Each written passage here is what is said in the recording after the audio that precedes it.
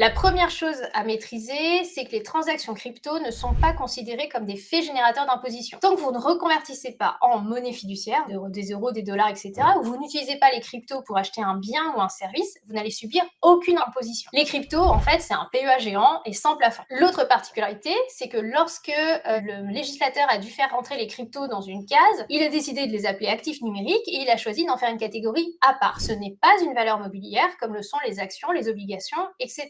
Ce qui change, tu viens de le dire, c'est que justement, les moins-values en crypto ne vont être imputables que sur les plus-values en crypto. Donc si tu as une perte en crypto en 2025, tu ne vas pouvoir la déduire que tes gains de crypto de 2025, tu ne pourras pas la déduire de tes gains sur d'autres revenus, et tu ne pourras pas non plus la reporter en 2026 et au-delà. Perdu, c'est perdu en matière de crypto. Donc Faut concrètement, gagner la première année. oui, oui, t'as raison, effectivement. Faut gagner la première année. Ou ne pas sortir. Tant que t'es pas sorti, pas vendu, pas perdu. Donc, tu as fait un trade sur une crypto, tu as fait une perte, c'est repassé en stablecoin, par exemple, Ouais, tout à et fait. tu attends